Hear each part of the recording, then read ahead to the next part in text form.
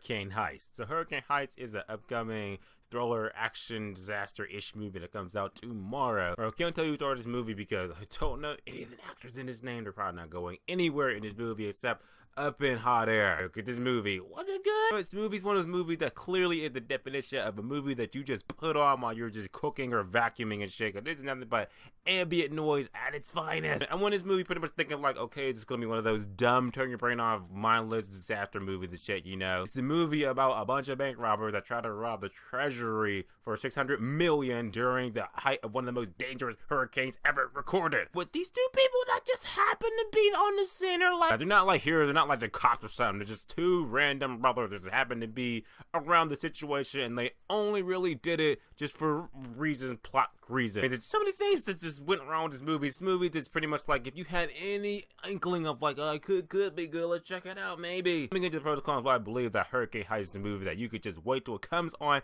Netflix and watch it one time and you'll be perfectly satisfied, maybe. Here's why. For all the adding in the movie, I don't know none of the names, none of the actors, so we're not going to talk about none of the names of the actors. We're just going to name them off. For our two main actors in the movie, the two brothers and everything, they were functional, but they could have been played by anybody. They're so stereotypical, they're so generic. You have a brother that pretty much just like he saw his dad get murdered in the hurricane, shit like that, so you know he's got PSD and shit. The other brother is pretty much just real distant. He's the drunk brother and everything. He's going to redeem himself by the end of the movie, and they're going to have a good brother moment. So there you go, generic brother. But it was the main villain in the movie. He pretty much reminded me of Nicolas Cage. So I'm telling him not Nicolas Cage, and he was pretty, you know, he's generic bad dude in the movie. Plot in the movie opens up by establishing that there's this giant hurricane that just pretty much wipes out this like one town, seems like every 20 years or whatever. Our two brothers, their kids, to see their dad get smashed like a pancake, and then they're in the house and the house literally gets collapsed, and the brother sees the hurricane and shit, and it just freaks him out. So now we jump 20 years later or so, and they're just like, you know, he's a meteorologist now.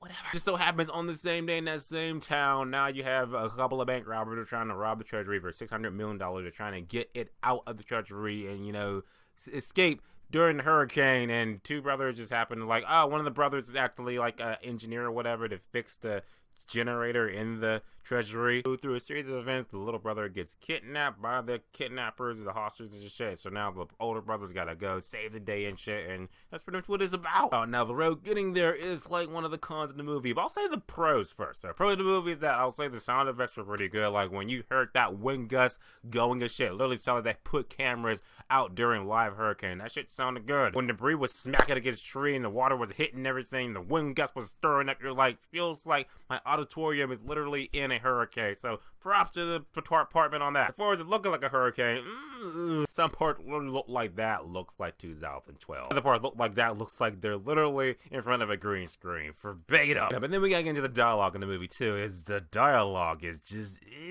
horrendous. Pretty much feel like the actors just kind of like gave up halfway through the movie and trying to develop their character, develop their relationship. Just like, oh, we don't give a shit. And if they stop giving a shit, then you don't give a shit either. So no one gives a shit about the dialogue and the characters in this movie, so it really weighs the movie down. And there's a lot of unnecessary scenes in the movie, like scenes about, oh yeah, downtime and them eating peanut butter and jelly sandwiches, you know, during breaks or whatever. As far as the hurricane itself, while it is kind of important to the plot, it feels like it's in the background, like you don't like, okay, it's a hurricane, whatever. Then of course in that Fast and Furious kind of reality, there's shit that happens just like that would not happen. These characters should be dead, and yeah, turn your brain off. Check your realism at the door. Movie that you don't have to rush to go see. There are plenty of other movies that are coming out this weekend to go see. So with that being said, I'm going to say that Hurricane Heist is indeed a 3 out of 10, which is just meh. And as always, guys, subscribe. Here they come, yo.